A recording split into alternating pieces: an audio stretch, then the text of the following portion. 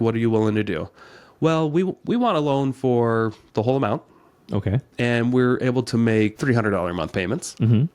And we'll pay it off within, 5 years. And I'm like, okay, this is kind of a joke, but at least it keeps me busy. And I brought it to TJ, I brought it to the seller.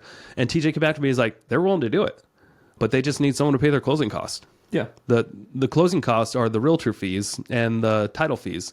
They just didn't want to bring a check to closing, but they were willing to, hey, someone could take this property, give us a monthly payment, as long as we start getting some for it. Right. And we eventually get our purchase price. And I was like, man, that is awesome. They are going to love this. Yeah. And I called back the people and I said, hey, they're willing to do it. They just need like $3,000 down to pay for the title and broker fees because it was a small purchase price. We only needed like 7%. And what they said was, we can't do that. And they hung up. Okay. And I was like, what? And I'm like, I got to do this then. Yeah. I got to figure out a way. You're checking out the Investor Shed Podcast with Nick Beveridge and Jeremy Kitchen. They're on the path to financial freedom, and they're taking their community with them. Stay tuned for the best free real estate investing advice on the internet.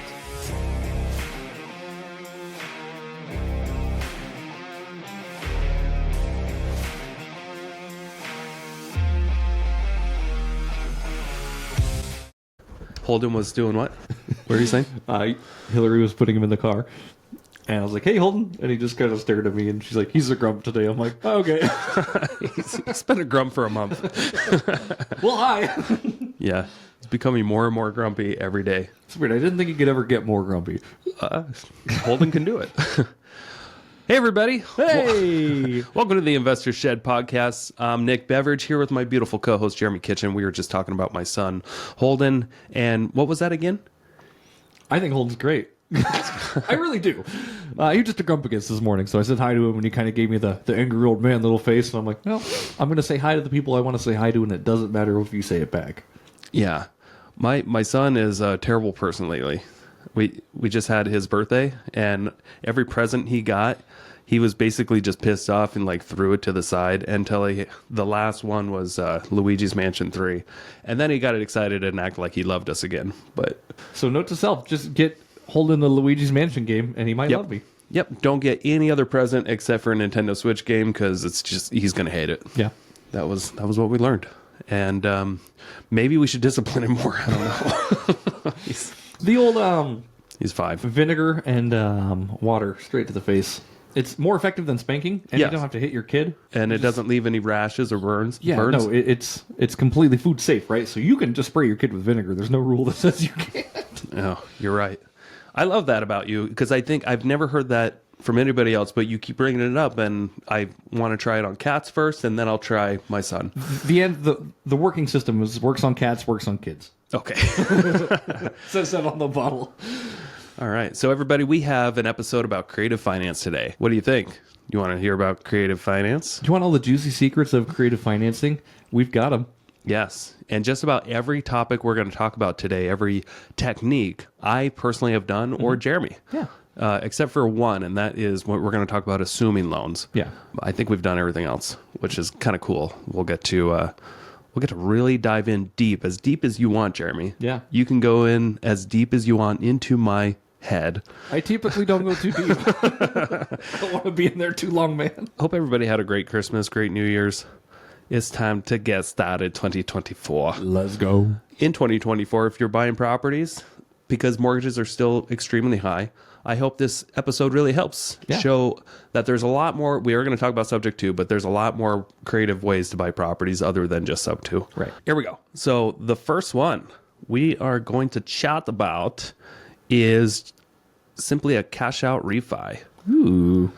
Have you ever done a cash out refi? I have not done a cash out refi. Are you sure about that? I guess I have. I have done a cash out refi, but I think we were going to talk about it as a different category. So, like, I haven't done one where I've physically taken my own property. The one that we did was a partnership, of course. But we'll talk about that a little bit later as well. So, let's talk about the cash out refinances that you've done, though. Okay. And how they've been beneficial to you. So the very first one I did was roughly 9 years ago or so. And I bought this property out in Osborne, Idaho for $29,000. got a really good deal at. But at the time, properties were selling for about that. Right. In Osborne and the surrounding areas. But I just saw potential with this property because it wasn't a piece of crap that was falling apart. And I saw the history of me being an agent. I can pull up like its history. And I saw that just like 10 years prior to that, it was renovated and a lot of the big things were done. Yeah. And this house was in pretty good shape structurally. And all the fundamentals of a house build. It actually had a solid roof at the time, like 10 years prior. It was a brand new rubber roof. Okay. And it was a flat roof with a rubber roof. And a lot of people would, because they're just not sure how they work, they'd stay away from it. But with me talking with home inspectors all the time, I've got to learn that a rubber roof actually lasts a lot longer than a normal roof. It could last like 50, 60 years. Okay. So I was comfortable with that. And it really... The entire time I owned it, I actually just recently sold it. I think I had one roof repair that cost me $300. Sure. So I'm glad I bought that property because I was able to do a cash out refi on it twice. Awesome. Okay. Yes. And this is the one, I think we've referenced it in previous episodes as well, but this is your best remote employee, correct? Yeah. Okay. Yeah, I did a little presentation on it at the time because it really kind of helped springboard a lot of the investments that I have today, and even my own personal house. We weren't able to buy that without having the income from that rental property and the cash down that generated when I did the cash out refi. So that one property that I bought with $6,000 of my brother's money. So this is how I bought it. It was advertised, I think, for $60,000 when it was first listed. And then it was owned by the Idaho Housing and Finance Okay.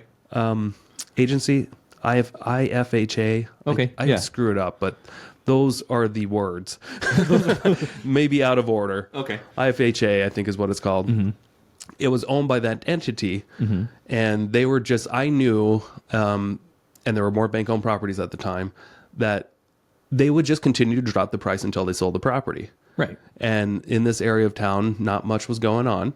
And I just kind of had my eyes on it, and I saw that they dropped it to 33 grand. And then I went back and forth with the asset manager on this one as soon as it dropped to 33, and I got to walk through it.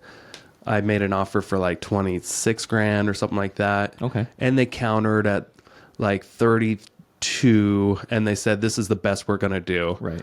And then I countered again, not giving a crap what they say, because I know I've been in the game long enough to know when somebody says this is the best we're going to do, they can probably do a little better. Right.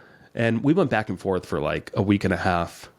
And I would just continue to send a new offer really close to what mine was, but just go up a little bit. Right. We eventually landed on 29 grand, Cool. $29,250 to be exact. Okay. And I didn't have that money back then. Yeah. Right. I had some cash into another investment. I was flipping houses exclusively at the time. But I knew my brother had a little extra cash, and I asked, hey, could I borrow $6,000? I've got this hard money lender who's willing to do a loan for, I think the loan was, for close to 40 grand.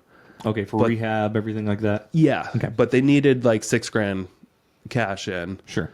And so I borrowed the money from my brother. I paid him back like, I think a $500 bonus at the time or something like that after I got the property fixed up. It needed about $14,000 in work. And I wasn't able to refinance it because I didn't qualify for a normal mortgage. Sure. For about a year and a half. Okay. Now I was assuming that I can refinance it after 6 months, but I bought it in an LLC name, and after I owned it for a year, and that's when I was at the point where I was able to qualify for a mortgage. Okay. And I went through the whole loan game, and when they finally said you're approved, wait, hold on, you have it in your LLC name. It needs to be in your personal name, and it needs to be seasoned for 6 months or something like that. So I had to wait like another 6 months at the time. Things have changed a little bit, but I had to wait a full 18 months to refinance it, and then it appraised at $84,000. Okay. and I was able to leave my payment the same. My payment was, no, I'm sorry. The payment did go up a little bit. The payment was like $300 or I can't exactly remember. It was under 400. It's pretty good. It was under 400. I was paying the taxes and insurance on the side, but I had a renter within a couple of months paying $850 a month. Okay. And so it was cash flowing for a year and a half. Sure. It wasn't really costing me much money. Yeah. And then after I did that refi, it appraised at $84,000. I was able to take the cash. I think it was around $20,000 in cash I was able to pull out. Okay. And that helped me buy my personal house. Yeah. So my personal house I bought for $262,000 at the time. It was brand new construction in Coeur d'Alene Place. And to have the money to put down on it and the cash flow to qualify, that property really helped because that was my down payment money plus a little extra bonus. Yeah. I think my down payment I needed was closer to $15,000 or something. Sure. But yeah, great first property to buy. Obviously, it was cheaper back then, but at the time, people still thought it was overpriced. Yeah. You know, times change. Yeah, $29,000 house, is not overpriced anymore. Yeah, well, 33,000 people thought it was overpriced. Sure. Yeah, that's how stingy people were.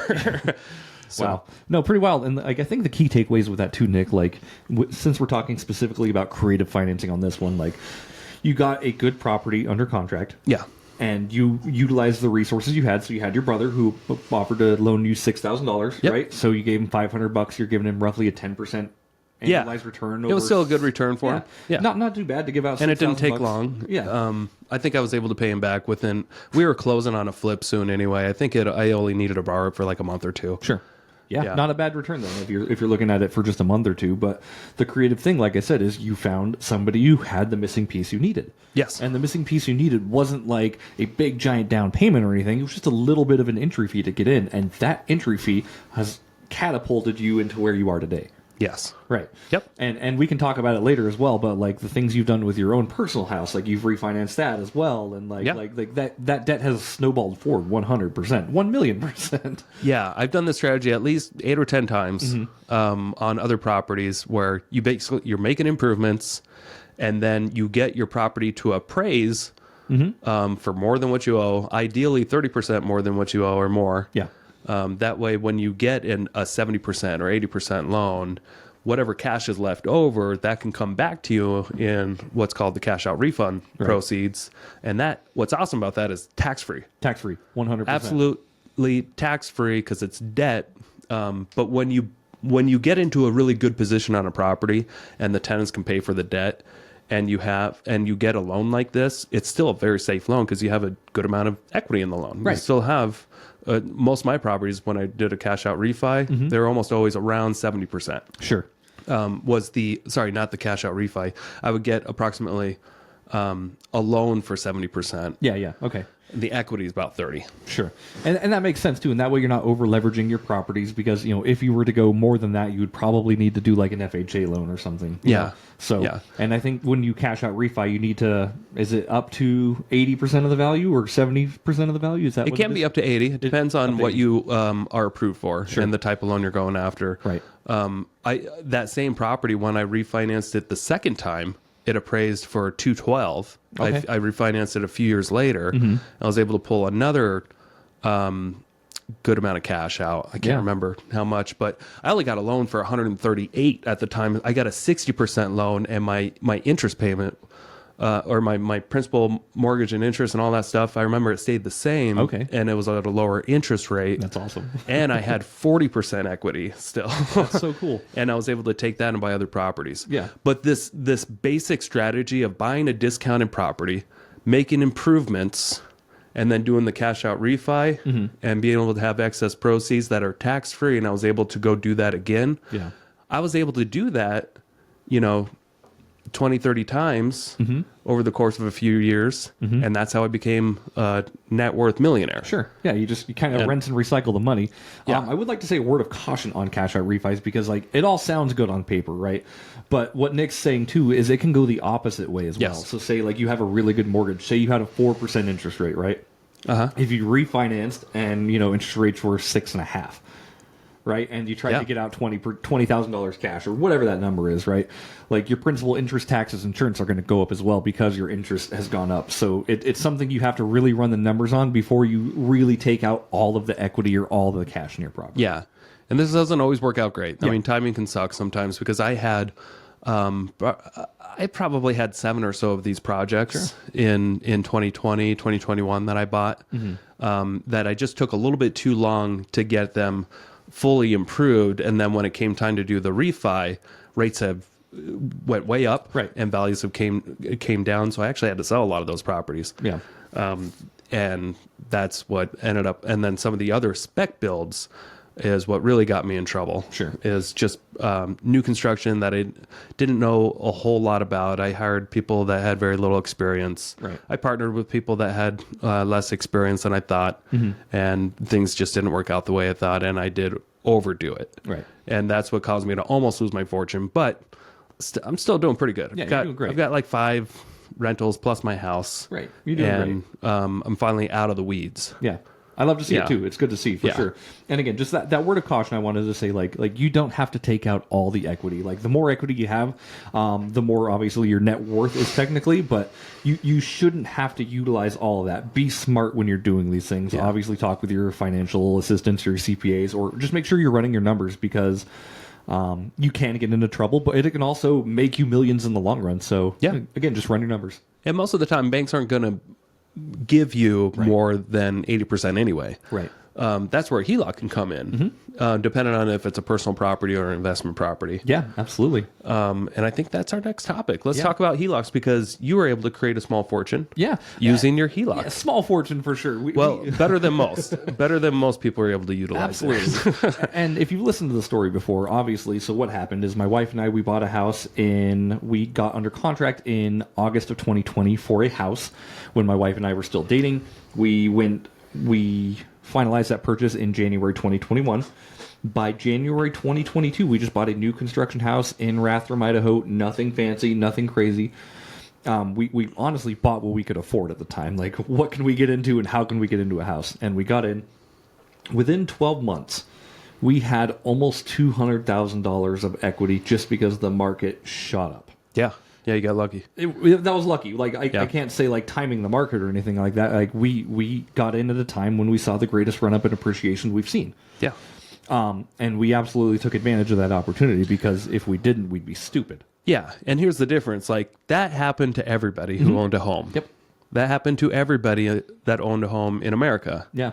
But you and Sam utilized the equity instead of just sat on it or cashed out refi to buy a boat. Right. You guys bought investments We did. with the equity. And you want to start with the first time you put the money to use? So the first time we put the money to use, I know we have a lot of subjects to talk about on this one, so I'll kind of make it kind of brief. But the first thing we did, as soon as we got that HELOC, I remember bursting in your office. I'm like, we got our HELOC, who wants money? Yeah. Because Which is a great way to market yourself when you have money, is to say, I've got this amount of money ready, and I'm willing to do investments. If you didn't say that, you probably wouldn't be in the position you were. Right. I think you have to really go after what you want. Yeah. And like what we wanted to do was an investment and partner with people, and we're going to talk about that later as well. An opportunity came where we could buy a house for first position lien that was probably worth $250,000. I think we bought it for $120,000. Yeah. We just gave them really good terms. The investors on Nick's team, they flipped the house very quickly. We got our money back within 3 months, and I think we made an extra like $15,000-$16,000 just by lending out our HELOC. Yeah, not bad. Yeah, not too shabby. And then we've done other things. Obviously, we've done partnerships and joint ventures with Nick and just other random things that have tried to catapult us and keep us afloat. The thing about HELOCs, though, is the variable interest rate. So that's where people can get in trouble. Here's the con. Yeah, there's a con with all this stuff, right? Like we're using debt, which is, we're utilizing our equity, which is lowering our net worth. Yep. But we're making solid investments with it. And it's not a fixed rate, but the money that you pull out, is that a fixed rate? No. No? Okay, so if you pull out money, then you're using it, the rate could go up. Yeah, correct. And I learned that the hard way because I had no idea at the time when we got it. You don't know what you don't know, and sometimes bank verbiage isn't exactly clear. Yeah. Now, do they max it at a certain, like if you took out you thought it was 4% or 5%, and you took out $100,000 and you're working on an investment, what's like the maximum it could go up? Do you know? That's a good question. I think the maximum. I'm not sure, actually. I can't. But really there is speak on max, maximum. right? There is a max, but I know they typically hover about a point above prime. So if your prime interest rate is 7, you're looking about at 8% on your HELOC.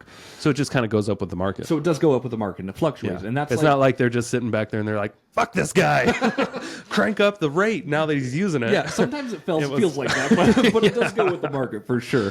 So like when we first started lending it out, it was at 3.5% interest. Like that's free money, right? Like we can do this all day. And then it started going up to 4 and 5 and 6, and then I'm like, all right, we got to be careful about what we're doing. Now the balance is at almost 9.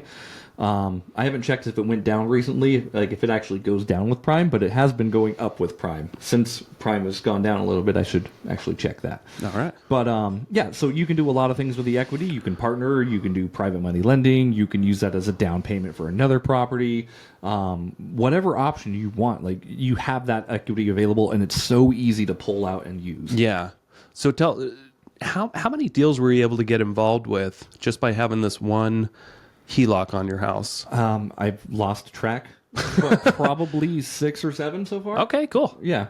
And I mean, like if I'm making $10,000 to $15,000 per deal, roughly, and I've made more, a little less on some. Like that's probably gotten us about $100,000 just out of money that isn't mine. Yeah. Well, I mean, it's your equity. It's my equity. It's your credit card. But yeah, it's a credit card, but it's like not my balance. Like it's not my actual savings, if that makes sense. Yeah. And it's not like you're the first person to do this. Right. If you listen to our episode with Sean Dolan, we just had him back recently. He tells the story about how he was able to grow his portfolio. He's got like 90 almost paid off rentals. Yeah. Makes $40,000 a month cash flow.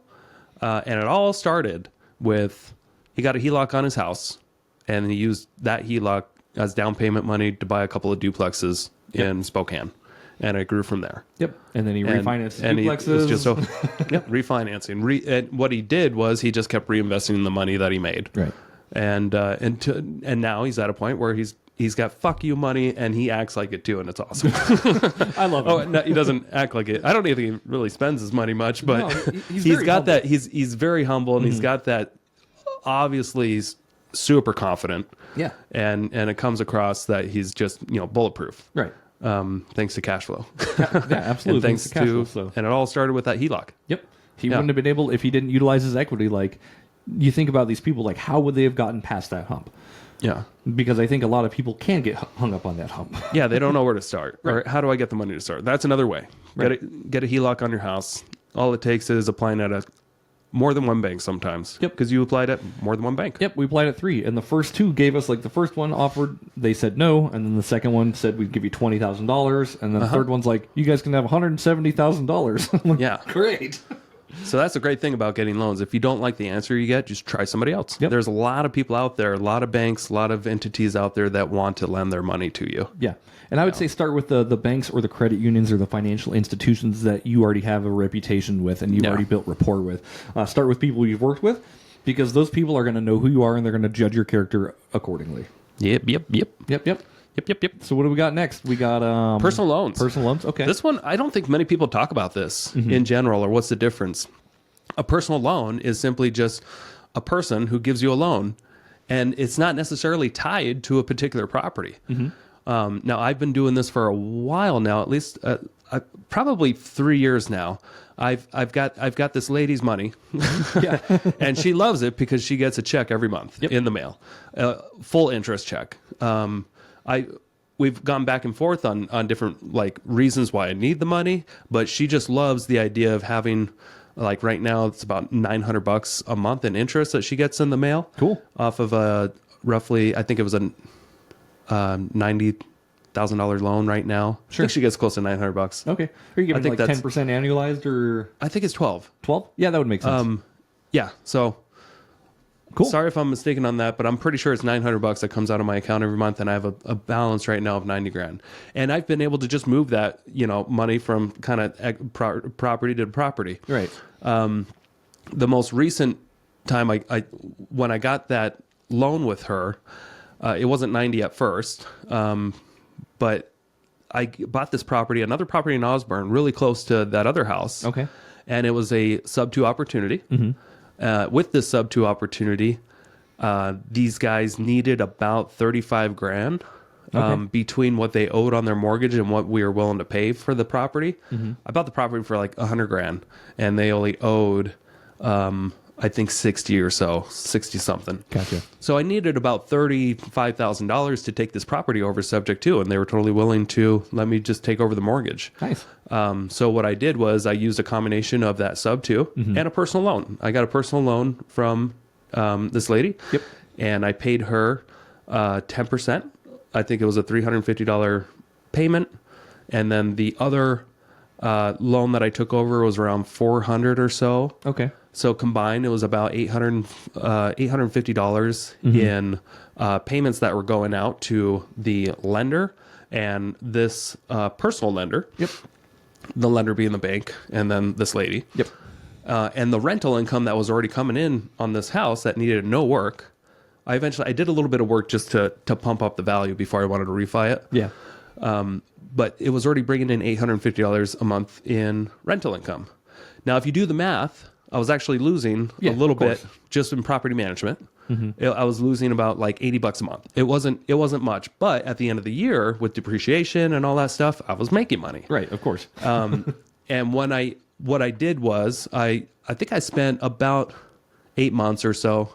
I told her I'm not going to keep this loan long, but what I want to do is I just want to paint the exterior of the property and then and then do a refi. Okay. I wanted to paint the exterior of the property because that was the only thing that was kind of ugly about this property. Yeah. And I knew that if an appraiser saw it's been recently painted and then the inside's not bad at all, that thing should be. I think I imagined it would at least appraise for 150 or something like that. Okay. Ended up appraising it like 190, That's 200, awesome. something like that. And I was able to, when I refinanced it, I was able to pull an additional 40 grand out of the property, got a new loan.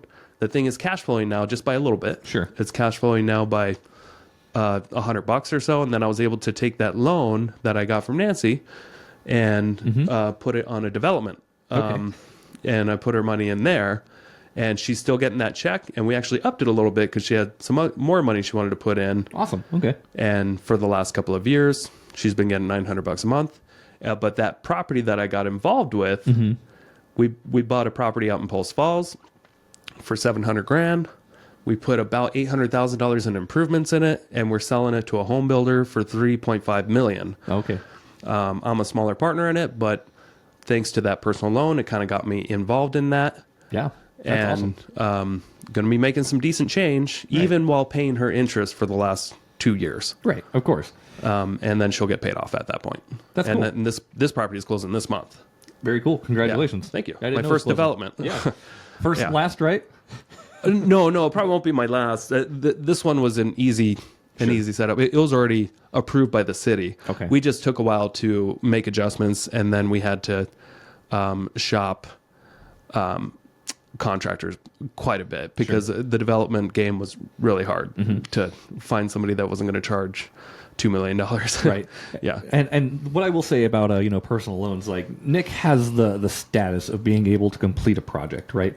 If you're looking to use personal loans, make sure you can put your money where your mouth is. Basically, don't just take people's money without a plan. Yeah. And we had a personal note. Right. Of course, you got a promissory note and everything. Yeah, like the that. difference with this, like a loan setup like this that most people would think of, they think, okay, you sell the property, you have to pay that loan back. No, we had a promissory note that she's lending me this money at this interest rate, and there's a set expiration date of the note ending. And what we did was just every year we just kind of kick it another year. Yeah, and it could be paid off at any time. Sure, it's a simple loan. Yeah, easy peasy. 1-page agreement. 1-page agreement. Yep. I don't love that, buddy. But well, it was simple. Sure. But what I'm saying, like with like personal loans, like if you don't have any money and you don't have any experience, like I would advise against getting a personal loan to make a property. Yeah, you Unless should have can- some experience. Unless you can talk the talk and walk the walk. And that's what Nick could do. You had the investments, you had everything already put into place where like $900 a month on an interest rate on a personal loan isn't going to kill you at all. Right. Because your properties, even the one property you were holding it on was basically making that. Yeah.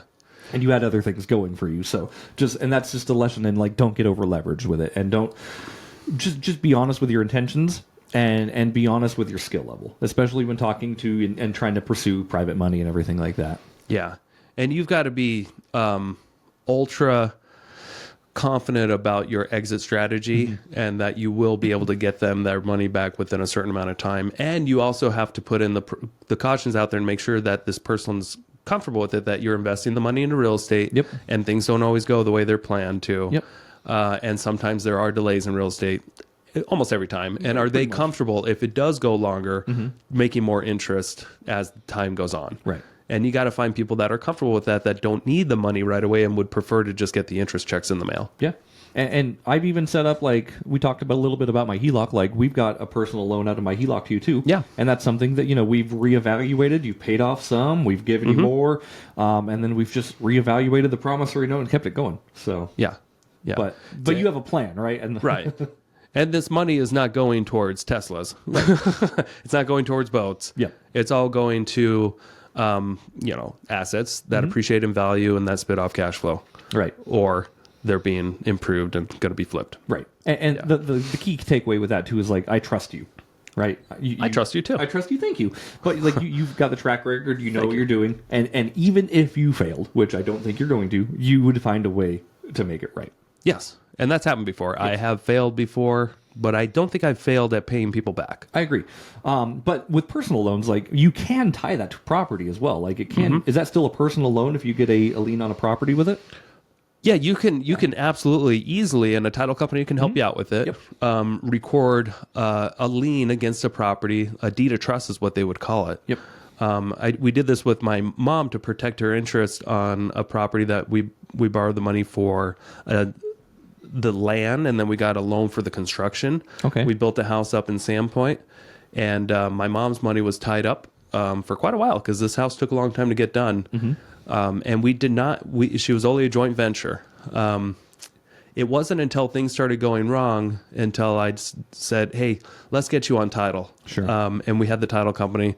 They did it for free. It was nice. Yeah. But they got her in a position to where when that property closes, the title company is going to pay her off. Not just, she doesn't have to trust me and my partners to pay her off, because I was in bed with partners that could care less if certain people got paid or not. So I had to go that extra step to make sure I had protected her. Yeah. And that's good of you to do. So, yeah, I think that covers personal loans then. So, yeah, that does. Hey, quick commercial break here. Thank you so much for listening to this podcast. I really do appreciate it. If you want to give back, let me help you buy a house, or I can help you sell a house. It's the only way I make money when I'm not investing in real estate. I don't make money on this podcast or the events I do, but I do make money only when I help people buy and sell houses. So if you're looking for your next investment and you're here in North Idaho, I want to help you personally. If you are not in North Idaho, I can still help you out. I have a vast network of referral partners all across the country in Keller Williams Realty, and I can find the right real estate investor savvy agent for you so you don't have to. Doesn't cost you a thing. Thank you for your support. Back to the show. We want to talk now about seller financing. This was how I acquired my very first fix and flip, but I wasn't able to do anything until I had the money for renovation. Sure. I bought a property in Rathdrum once in 2014, and I was on a real estate team, TJ Barnhart's team. Shout out to TJ, now owned by Jason Walker. Shout out to Jason Walker. Shout out to Jason Walker. And Will, who is going to run his team one day. Yeah. Enough shout outs. Let's talk about this property. So we had this listing, and it was a house for $40,000, and it was disgusting. Nasty cat house. Okay, cat house. A small little place in the city of Rathdrum, like right in like behind the police station on 2nd Street. And I would show it every once in a while because I got the sign calls. And I would show it to random people and potentially they would almost always want to maybe make an offer. And then they're like, this place is just too disgusting. It should be torn down, whatever. Sure. They walk away. There was this one set of people that were in the trailer park right nearby. And they came and they wanted to make an offer, but they didn't have any money. And I said, well, you can see if they'll try seller financing, maybe. Yeah. And she's like, oh, okay, how does that work? Well, you just ask them to finance how much you can afford. Right. Put it in second position. Yeah, basically just the seller owns the property right now, free and clear. And you can just make an offer with, hey, I need a loan for blank. I'll be willing to make you these amount of payments. Yeah. And it will be paid off by blank. Right. And so we had to answer those 3 questions with what are you willing to do? Well, we want a loan for the whole amount. Okay. And we're able to make $300 a month payments. Mm-hmm. And we'll pay it off within, 5 years. And I'm like, okay, this is kind of a joke, but at least it keeps me busy. And I brought it to TJ, I brought it to the seller. And TJ came back to me, he's like, they're willing to do it, but they just need someone to pay their closing cost. Yeah. The closing costs are the realtor fees and the title fees. They just didn't want to bring a check to closing, but they were willing to, hey, someone could take this property, give us a monthly payment, as long as we start getting some for it. Right. And we eventually get our purchase price.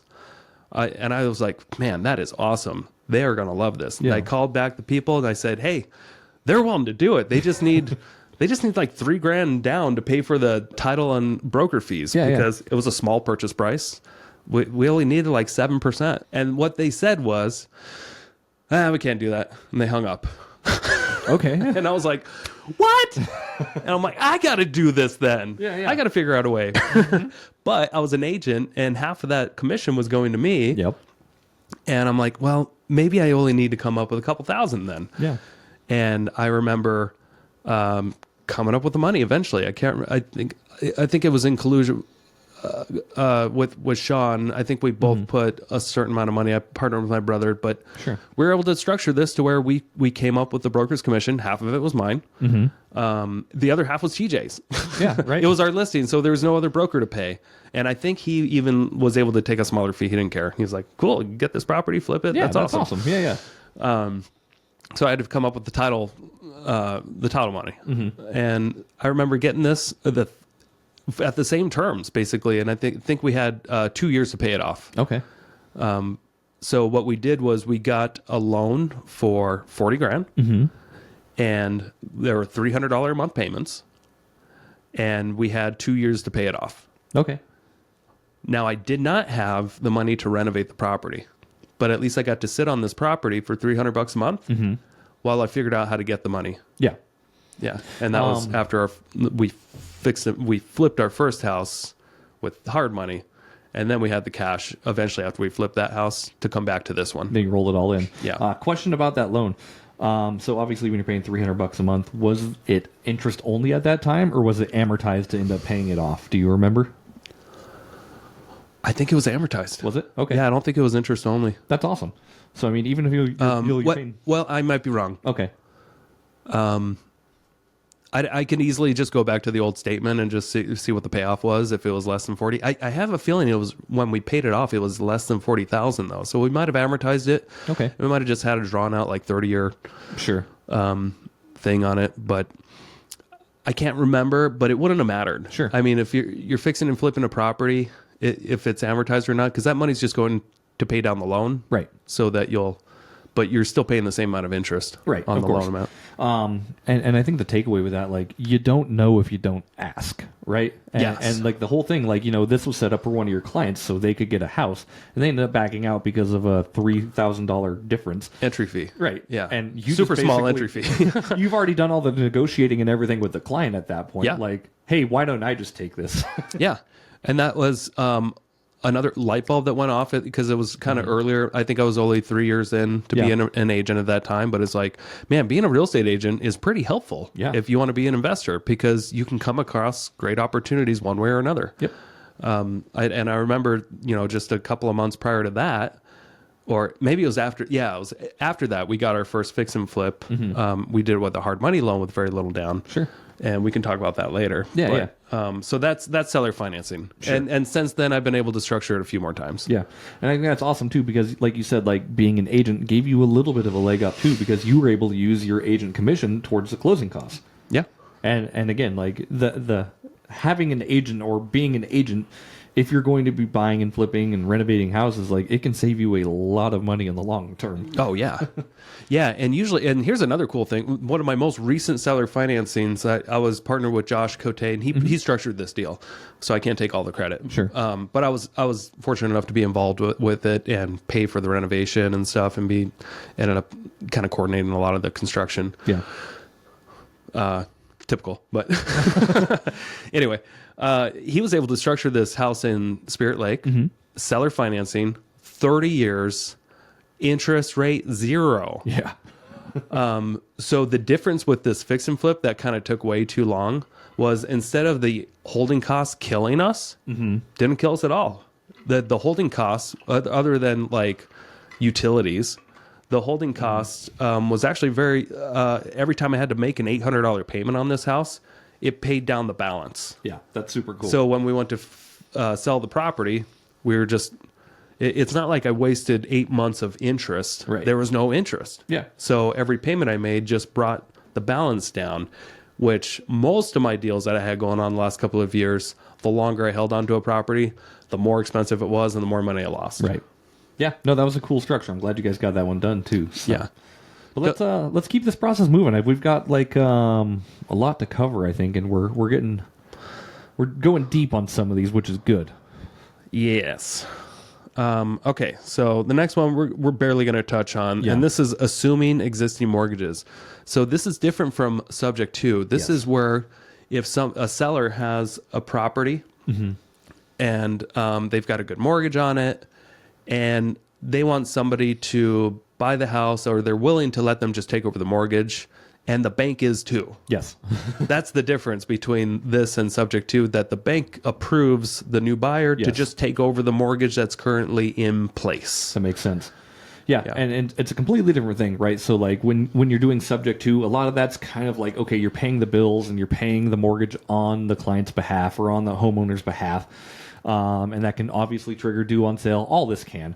But an assumable mortgage cannot trigger a due on sale clause because you're getting bank approval, right? Yeah. So you're actually going the legal, I mean, not that sub 2 is illegal or anything, but you're going like the You're not paper trailed way of being approved for a house. Yeah, you're not breaching any contracts. Right, exactly. And when you do a sub 2, most of the time you're breaching the due on sale clause. Yes. Or not necessarily breaching it, but they just have the right to take over the mortgage. Whenever it switches entities, it can trigger due on sale clause. Yeah, So. and I'm sorry, not take over the mortgage. They have the right to call the note due. Yes, is what I meant to say. But here are some loans that are assumable by nature that typically up front, in the closing disclosure, when you get a new loan, it will tell you, is this loan assumable or not? The loans that are, for sure, FHA loans. Yep. VA loans, and USDA loans. FHA loans are very common. It's an easier way to get into a home these days with very little money down, 3.5%, sometimes 0.5%. VA loans are an easy way for veterans to get into a home. Yes. 0% down, usually great interest rates, sometimes no, depending on if they're on disability or not. Sometimes there's no guarantee fee, that annual, like a mortgage insurance charge. Sure. And then USDA loans. Some people don't even know that the USDA does home loans. They're not as common these days because prices have gone up so much, and people who would normally qualify for a USDA loan, they need, their total household income has to be like under 72 grand. Okay. And if your total household income is under 72,000, you're probably not getting a loan these days because interest rates are so high and property prices are so high. But there's a lot of them out there, especially like if you're here locally, anywhere outside of Coeur d'Alene and Hayden, people can get USDA loans, even in Post Falls. That's considered a rural area. I didn't know that. Yep. Wow. Okay. And with these loans, hopefully they come back in style because they're great. You don't have to put anything down. Is 0%. It's 100% like the VA. There's a guarantee fee annually, like mortgage insurance. Yeah. But typically it's better than FHA and it's a lower holding cost. Sure. And you guys did a USDA. You didn't take it over, like it wasn't an assumable loan, but you guys got a USDA loan on the one up in Bonners Ferry, correct? Yeah. Well, that was a foreclosure that the USDA foreclosed on. Oh, gotcha. Okay. So basically I know a few of the asset managers in the state of Idaho, and I'm on a couple of these hidden lists. Nice. Hey, if you're out there and if you're listening to this, big secret for the 14 of you that might hear this, try to get on some USDA asset managers emails list. Cool. For these distressed assets that randomly come out. Do you have any advice on how to do that? Yep. Search ChatGPT or search the internet. You'll be able to do it. Okay. Cool. a lot easier than me trying to explain it or sending you the context I have. Sure. So, yeah, but if you just Google it, yeah, USDA has a website that you can get on and get on a list. That's awesome. But it was how we were able to get a crazy good price on a flip up in Bonner's Ferry that like nobody knew about. And it was the heat of the market. Yeah, it was.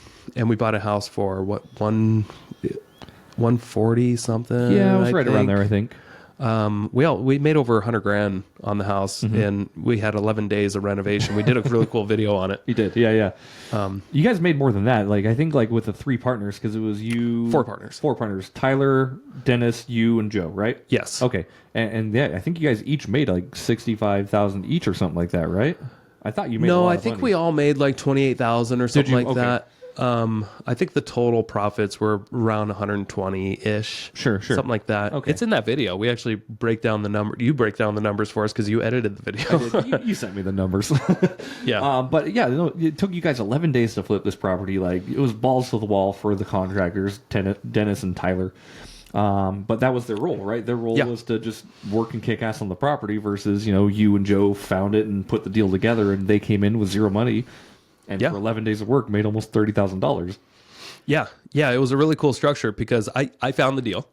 Dennis was newly on our team, and he's been asking to be a part of a flip. And so we structured a deal where I found something, and that was all I had to do was just get it under contract. Yep. And kind of help coordinate what we were going to do. But Joe did most of that too, and Joe put up the money for the renovation. Okay. And then Dennis and Tyler worked. I love it. And it was a really cool partnership. Yeah. Because we all knew our roles and we all did it really well. Yep. And we just hit a home run. It was great. Yeah. Like, and it was great that I saw, I mean, I was an outsider on this one, but like you said, everyone did their roles exceptionally well. Yeah. There was no egos involved. There was no like, oh, I'm doing all the work or I found the thing. Like, it was like, this is what we laid out in our contract. Yeah. And y'all got it done very quickly and very efficiently. Yeah. So creative strategy there. All I did was find the really good deal. I was on this hidden list that most people aren't on. Got a great deal under contract. We got a hard money loan for the full purchase price. Yeah. And that's how good of a deal you got. 0 points too. It was a really good hard money loan. So that was just kind of the strategy there. And Joe, one of the partners, brought all the money for the renovation. It was one of those deals where I didn't have any skin in the game other than finding the deal. Walked away like a month or two later with $28,000 or something like that. Yeah, it sold pretty quick, right? Yeah, not too bad. Yeah, so pretty good. Anyway, that is assumable loans. Yeah.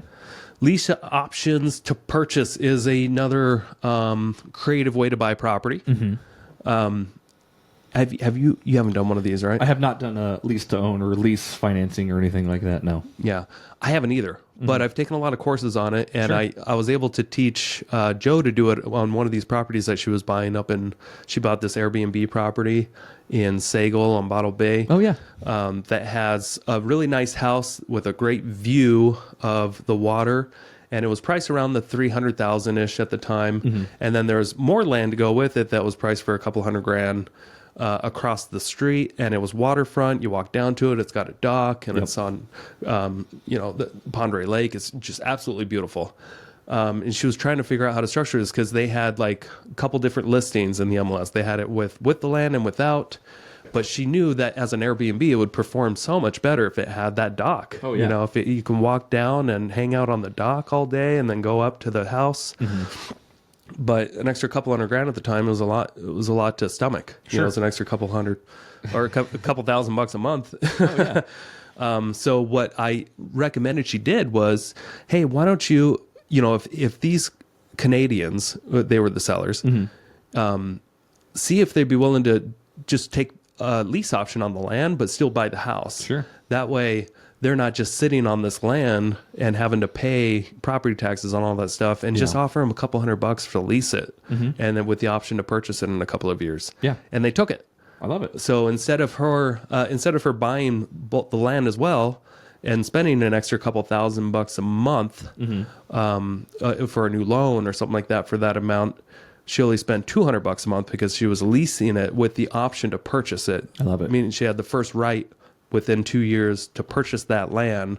They couldn't sell it out from underneath her, and she had the full ability to use it. Yeah. So it was a win-win because the Canadians didn't have to pay all the taxes on that property. You know, it was able to absorb most of it. Why didn't they have to pay the taxes? Because they were getting rental income. Okay, so they're getting a couple pay the taxes, but like it was offset by the lease. Yeah. Okay. Yeah. So I mean, that's what I meant. Like it was a for win-win clarifying for me, because too, like so. Joe got to use it without having to spend all that extra money a month. Yeah. It helped her with her cash flow, and it helped with their cash flow. Win-win. And eventually she bought it. Yeah. Yeah. That's awesome. When she had the extra cash, and I think she did a cash out refi to Right. just purchase that. I could be wrong. Maybe she got a loan, but I know that she was in a position a few years later to just purchase it with cash if needed. Right. And the lease purchase option, it made sense at that time. This is not something that's going to make sense on every single deal. No. But it's something you can keep in mind. Like, this can be an option for a very low entry fee to get to a property, you know? Yeah. Yeah. It's got to be like, it's just another tool in the toolbox. Yes. You know, in this scenario, the lease options seem to work the best because you get the best of both worlds. Like, you don't have to buy this property right now, but you can have full control of it. Right. For at least a couple of years with the option to purchase it with nobody else using it. Did Joe ever end up putting stairs down to the? I think they did do some improvements. I don't know if they did a full set of stairs, but they made a lot of heavy improvements. Yeah. I bet that property's worth a lot of money now. It is, yes. And that was the other thing, too. She was locked into a price. And that's a great thing about a lease option. Yes. You can be locked into a price without the obligation to purchase it at the end of your time frame. But the seller is obligated to sell it to you. So they have to sell it to you on a lease option. Yes. Okay. So if you're saying, like, if you and I were to make a lease option, right? Say, like, you were going to sell me or put me on a lease option for a house. I have the option to buy it, basically. Yeah, you pay for the option to buy it. Okay. And then whether you like it, or whether you say, I don't want to sell anymore or not, like, you have to sell it. Yeah. That's what that is. Okay. Yeah. So, for instance, let's say it's 2018, and I've got a house that's worth $350,000, and I'm willing to do a lease option to you. You can't buy it right now, but you can afford the rent, but you know that you'll have the ability to maybe get a loan in a year or two. Sure. Maybe you want a 5-year option, and you'll pay a $10,000 non-refundable option consideration to me, the seller. Okay. And that gives you the option, you paid for it, to purchase that property within 5 years. At the price that we specified. And there's all these other terms that you can negotiate. Some of the rent could go towards purchasing the property. Sure. Or it could just all be leasing until you have the ability to do it. Okay. So there's different ways. But the standard formula is you're locking in a price. Then let's say, I know it's worth $350,000, but you're doing a lease option. I'm giving you the privilege to buy this within 5 years. Let's say you can buy it at $400,000. Sure. Within 5 years. That's our purchase price. I know it's a premium, but hey, we're doing a lease option. You can act like you own this house. You can paint it if you want. You can make improvements. Yeah. If the toilet's leaking, you got to fix it. Right. You put in these different agreements where you're acting more as a tenant buyer than just a tenant. Sure. And typically what's great about these is that the people that are living in this house and they're paying that extra premium to be there, they act like it's their own house. They take better care of it. Right. They've almost taken ownership at that point because they have that option to own it. Like, I want to treat this thing as if I'm going to be buying it in 2 years. Yep. Which is a lot better than a typical renter will treat a property. So let's say, so it's 2018. We put that agreement together. You get to buy it for $400,000. I'm happy because I'm a seller and I know it's worth $300,000, but I'm selling it for $400,000 within 5 years. 3 years goes by, the thing's worth $500,000. Yep. I have to sell it to you for $400,000. Yeah. That was our agreement. You don't have to purchase it either. Sure. Okay. Yeah. And you have till 2023 to get it financed. I love it. So that's the beauty of lease options. It can work both ways. Sure. And is that something that typically, like, you'd be working with people who own the home, I'm assuming, or do they have loans on it, or? Yeah, typically you're working with the homeowner directly, or a real estate agent. There is an option in the MLS to classify things as lease options. Oh, cool. And basically, you would just be in a pending status for a year or 2 or 3 or 4. You could be in a pending status on a lease option for a long time. We don't see them a lot, but it's an option in our MLS to structure these deals as an agent. Yeah, that's awesome. And then you never have to talk to a seller. You could just be dealing with the agent and the escrow company. I love it. Good stuff. Yeah. Very cool. All right. Let's see. Let's check our time real quick. We're good for another topic here. I love this. We're doing good. We're doing great. We're doing good. Yeah, this is great. I love all the info, and hopefully The next segment, we want to talk about innovative investment strategies, and we're going to talk about the BRRRR method, wholesaling, and house hacking, but we're going to breeze through those because we just kind of talked about doing that in some of the other acquisition. Sure. Yeah. A lot of these strategies are kind of, hand holding with other strategies, and you'll find out the first one we're going to talk about is the BRRRR method. So buy, renovate, rent, refinance, and repeat. It's a term that Brandon Turner or David Green, I'm not sure exactly. Brandon Turner coined it. Yeah. But people have been doing it forever. Yeah. But the BRRRR method basically is you buy a property, you renovate it, you rent it out, so you get renters in there after it's renovated. Then you refinance, obviously, like it says. With your refinance, hopefully you'll be able to cash out and then buy another property, and that's the repeat part of that. Yes. So how you do this creatively is typically on a BRRRR property, you have to get a really good deal, or else it's going to be near impossible to refinance the property and pull any cash out without investing more money into it. So I've done this several times where a property that's ideal for a fix and flip is usually ideal as well for a BRRRR, if the market makes sense. So you got to look at what's the after repair value, right? And if I can get a loan for 70% of that, what's that loan balance going to be? And if I get a loan for that loan balance at today's current interest rates, is it going to make sense? And what is it renting for? Right. Is it going to cash flow or not? Right. If it's not, maybe just flip the property. Right. If it is going to cash flow after you renovate it, maybe it's a good idea to look at the BRRRR strategy. Yeah. Because you'll make more wealth over time holding a rental property than you will ever fix and flip homes. That's been my experience, and a lot of guests that we've had on the podcast as well. So, yeah, that's BRRRR in a nutshell. It's a great way to build wealth. Yeah. Even with interest rates as high as they are, you just got to find the right deal that makes sense, and you got to figure out what's it renting for. This is going to be more ideal, I think, right now for multifamily. Yeah, I agree. And with the BRRRR strategy, obviously the whole point would be to get that cash out and refinance. And if you can't get that cash out to refinance, you can still use a down payment from another source and just restabilize this loan. It doesn't mean you can't refinance or can't touch it. But again, going back to the cash out refinance strategy, just run your numbers, make sure it's going to rent for what you think it's going to rent for. Make sure you're putting away all your money you need, and you might end up with a check, you might not, but you can still move forward. Yes. All right, next one, wholesaling. This is another creative way to buy a property with little to no money. Yeah. The difference is you're not buying the property. Right. But you're at least involved in a transaction without having to be licensed. And what you do is you find a really good deal, you get it under contract, and you make that contract assignable in some way. Either there's a checkbox somewhere, or you say, if my name's Bradley Lee and or assigns is your new name on that contract. And if you're using an Idaho purchase and sale agreement with a real estate agent, there's a box that they can check, make sure they check it. Yep. Almost always, even if you don't intend to wholesale a property, you should almost always check assigns. That way you can, just in case, or if you need to transfer it into a different entity or something like that. But that will give you the ability to, without the seller's additional approval, to sell the contract or assign to somebody else. Right. So you're basically selling the right to purchase the property, correct? Yep. In a nutshell, you're making an assignment fee, so you're selling the right to purchase the original contract for a fee. Yeah. Or to maybe even simplify it a little bit more, you're just selling the contract. Yeah. Easy peasy. I love it. Yep. So we've bought from many wholesalers. Yep. I haven't wholesaled many properties. I think I've wholesaled 2 properties ever. Not like I don't want to do it more. I just get attached to the long-term goal of and wholesaling sounds great, and it is a great way to get started, especially if you're not if you don't have any money, if you don't have any assets, just go find stuff and see if you can sell the contract to people. It's a great way to get it. And also, if you're going to be wholesaling property, let me know. I'd love to be on your list and maybe see if we can help you. And I will say this, in real estate, it is the quickest way to make money. Yes. absolute fastest way to make money is to wholesale properties. Yeah. Doesn't mean it doesn't take work, though, because it does. Yes.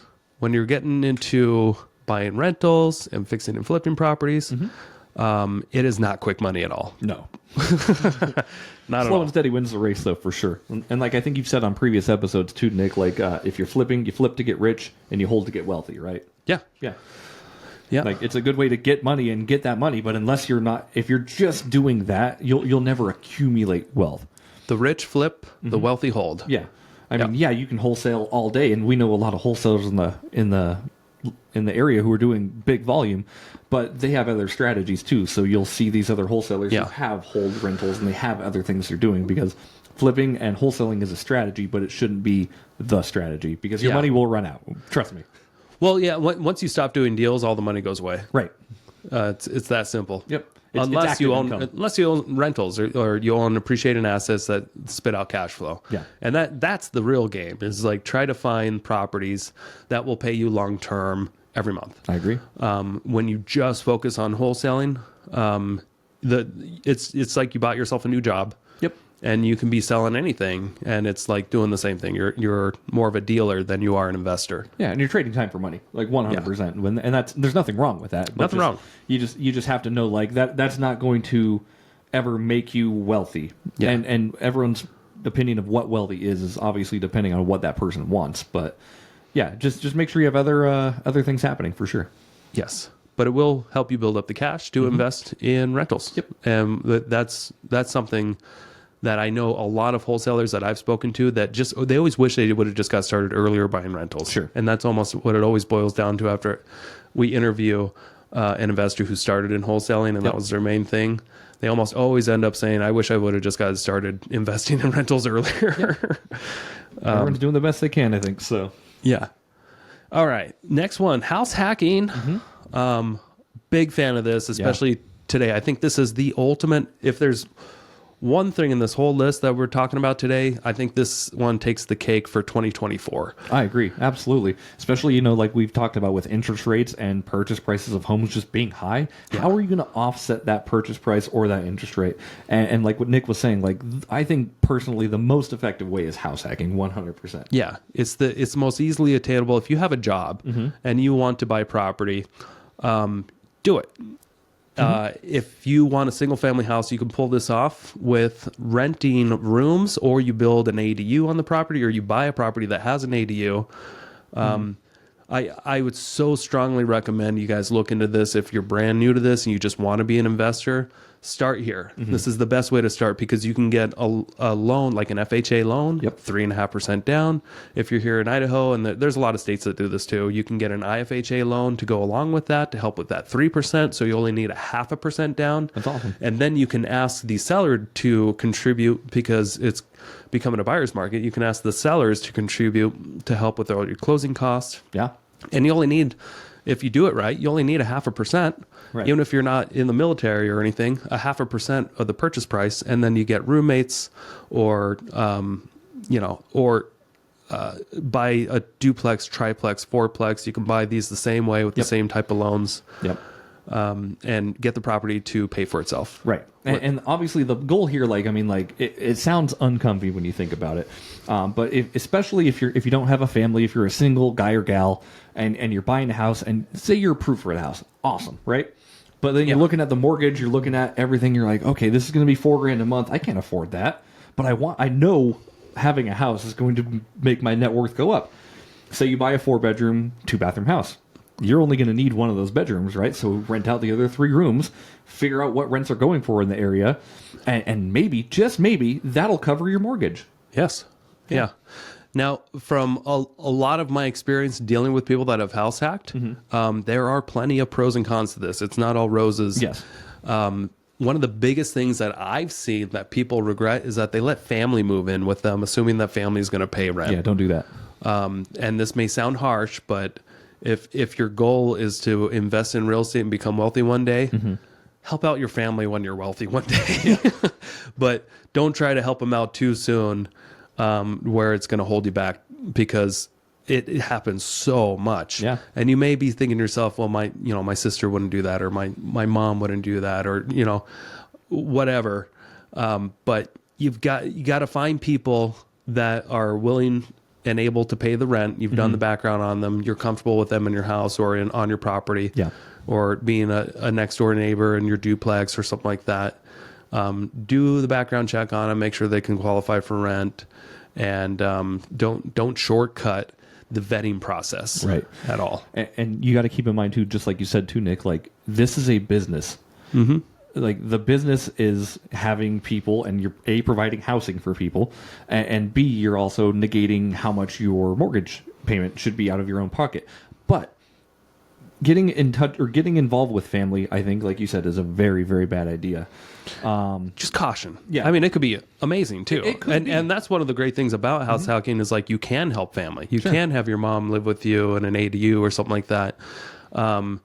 But if this is what your goal is to help get the mortgage covered by tenants, usually having family move in with you is a bad idea, because it's hard with family to eventually, when you got to change your mind or do something else or sell, to ask them to move out. Yeah. Or when the time comes where, rents, it's time to increase rent again. It's hard to do that with family. Yeah. But It is. with your average tenant, it's okay to treat them like you agree to, like what the market would treat them like. That sounds horrible, but No, it's true. but you can't easily increase rent on your mom every year. Right. And just kind of taking that one step further too, like, yes, be very, very cautious when dealing with family, but if you have to, get them on real rental agreements.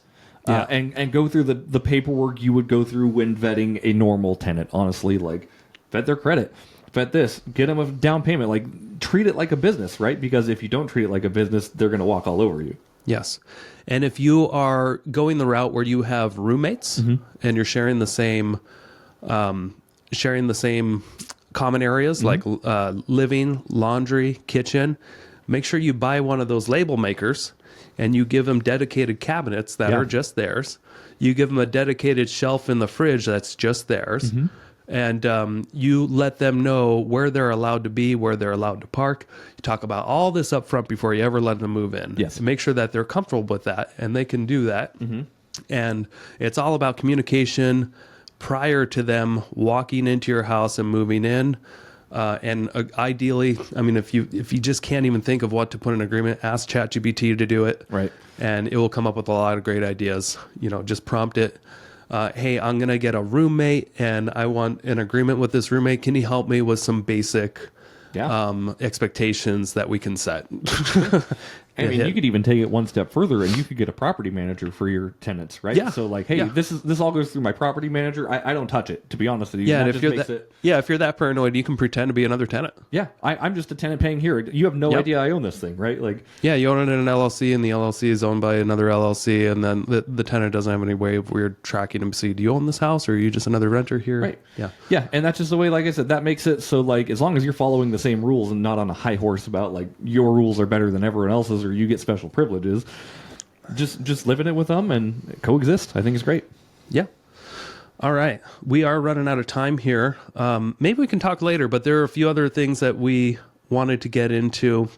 Partnerships and joint ventures. Oh, yeah. We've kind of touched on that a little bit. Self-directed IRAs. Maybe we can talk about that just a little bit before we go. Yeah. Because there's a few other things, but we're going on over an hour now, and I know your wife's about to have a kid any minute now. Hey, just a minute. My phone hasn't been vibrating, so I think I'm fine. But I'll touch real quick on self-directed IRAs if you'd like. Yeah. So it is a good option, obviously. Like, if you have an employer or you have, a retirement plan, you can actually utilize this and make it self-directed. So you can buy real estate, you can do notes, you can buy anything other than collectibles and insurance. Nice. So you have a lot of options on what you can buy in a self-directed IRA. Is a car considered a collectible? A car is considered a collectible. Dang yes. it. So if even a classic, it does depend on what kind of car? A classic car is a collectible, yes. Okay. But here's the thing, and you might need additional clarification on this. Say you were to buy a Tesla, and you were to put it on, what's the website that allows you to rent out your car? Turo. I think you can, but you should double check on that, because that is a business. And what you need, basically, so if you're buying real estate, or a business or anything like that, you are going to have what's called UBIT in your IRA, which is unrelated business income tax. Okay. So if you finance debt, that is. Yeah. And that's with most things. But if you're buying out of a solo 401k, this thing goes pretty deep, but I'm not going to, I'm just going to scratch the surface. So self-directed IRA, say you want to buy a house. Typically, you need to get a non-recourse loan on that. So that means you're going to need to have a little bit more in your IRA. So you can't do like a 3.5% FHA loan. Now, what's a non-recourse loan for those that don't know? Non-recourse loan means it's not tied to you personally in any way. So basically on a... Oh, I thought that was... I thought that meant like if you default on the loan, they won't come after you. Yes. So it's not me. Like I would not be buying the property. It would be like FBO, Jeremy Kitchen, directed IRA. So it's not me personally buying it, and I'm not giving a personal guarantee. So that's what non-recourse is. There's no personal guarantees. Personal guarantee. Yes. Okay. And so that has to be a thing. And in order to get a non-recourse loan, you just have to have a little bit more money down. Okay. Right. So you can do it. And that's what I'm trying to do building my IRA right now. Right now, I'm just doing promissory notes and getting, 10, 12% annualized interest. But that's all coming back tax-free to me. How often are you contributing to your IRA? The contribution limits for single people in 2024 are $7,000 a year. Okay. Yeah. Do you put it monthly or do you just dump it in annually? Typically, what I do is I do monthly, but what I'm doing this year is I'm trying to just build up a lump sum, and until people are ready to invest with me out of my IRA, I'm keeping it in a high yield. Okay. Yep. So I'm basically building up a high yield. I've got $7,000 set aside in a high yield, so it's basically gaining interest right now. Can your IRA be in that high yield? Nope. No? Why not? Because that high yield is attached to me. Oh, so if I wanted to, what I could do is I could get a high yield in my directed IRA, but it would be a completely different thing, making 5%. Okay. And this is just, it's coming to me right now, and it's not a big deal. Yeah. But, so if you want, you have to get a non-recourse loan, about 30 to 40% down, depending on the lender. And then you're going to have UBIT, which is the unrelated business income tax, if you have debt in your IRA. But if you just buy it outright, you're not going to have that. Cool thing about self-directed IRAs, all tax-free. You never pay taxes on the thing as long as it's there's traditional and Roth. So traditional, you pay taxes when you pull out. Roth, you pay taxes when you put in. Yeah. Well, you've already paid. This is money you've already paid taxes on. Yes, money I've already paid taxes on. Yes. Yeah. Yeah. So that money you can grow it within this Roth, but only right now $7,000 a year. Yep. Can you initially start it off with more? No, unless you already have a different IRA, you can do a rollover. Okay. But what you can do, there's a thing called a mega backdoor Roth, and this is basically utilizing your 401k as well. Okay. So say if you have a so if you're so like Hillary's got one, she can roll it into a Roth. Yep. So typically, what you're going to want to do, you're going to get hit with taxes right off the front. So and just be prepared for that. Yep. Ooh, right off the front. Okay. But so say that makes sense because that wasn't taxed yet. Right. It gets taxed and then it can go into this and it thing. Depends on if she has a and Roth grow or tax-free. traditional, and it can grow tax free. But basically, on your 401k, if I'm not mistaken, I think you can put in about $60,000 a year. So you start your 401k, right? You've got $50,000 in it, $60,000, whatever that number is. Mm-hmm. If you were to just start this today, and then you transfer it over into a self-directed IRA. But to be honest with you, if your wife has a 401k already, I would just transfer that into a self-directed 401k because there's no UBIT in 401ks. What's a UBIT again? The unrelated business income tax. Okay, you did say that. Yeah. Unrelated there's business other income experts tax. on this stuff, but this is just a strategy that people can utilize to grow their retirement. You talk so fluently about this. It's amazing. I listen to a lot of IRA podcasts. I'm a nerd. I've been hearing Matt Swarnson. He's constantly showing up in my YouTube shorts. Yeah. And I love it. I love it. He's a smart dude, and we've had him on the episode. We have had him on the podcast. So. Yes. But yeah, that's basically it. If you want more information, there are definitely experts. I would definitely check out Matt Sorensen and Matt Kohler at Directed IRA, and they have a podcast on it as well. And a great way to buy and accumulate wealth and assets for sure. Well, before we go, what are you going to have for lunch today? What am I going to have for lunch? I'm probably going to go... Shit, man, I don't know. You've got your baby on the mind. No, I've got... No, I've been trying to meal prep lately, but I've had appointments, so my appointments start as soon as we're done here until about 2. Yeah. And I'm like, I don't know what I'm going to eat, man. I didn't bring anything, so... Okay. Well, what are you going to eat? I'm on 75 hard now, so I got to eat healthy stuff. How many times whatever do you have my nachos? wife, none. Zero Wow. nachos. I'm Okay. back on the zero nacho train. Wow. Let me know how that goes. It's pretty good so far. I've lost 4 pounds Nice. in the last few days. You heard it here first, folks. If you don't eat nachos, you lose weight. Yes, if you're me. No, but seriously, thank you so much, everybody, for listening and watching this episode. We might do a part 2, and we can find more creative ways to buy and purchase real estate. But definitely, if you've enjoyed this episode, please leave us a 5-star review on Apple Podcasts or Spotify. We love seeing the reviews. We love interacting with you. And it just gets the show more visibility. So please, if you enjoyed this, go leave us a review. We love you for it. We love you. We love you so much. Sorry we didn't talk about all the strategies, but we'll get to it another day. I don't think, honestly, if we're going to do a podcast, we can never hit all of the strategies on one thing because there's constantly more being reinvented every single day. Yeah, there's more. There's at least 7 more I want to talk about. At least. So maybe we'll do a part 2. Yeah. Maybe we'll call this Creative Financing Part 1. Maybe we will. Maybe we won't. All right. Thank you so much for checking out the Investor Shed podcast. If you enjoyed your time, make sure to leave a 5-star rating and review on Apple Podcasts and Spotify. Follow along on YouTube, TikTok, and Instagram at The Investor Shed for shorts and promos about each episode. Do you want to be a guest or know someone who has great real estate investing advice and stories? Reach out to us at theinvestorshed@gmail.com.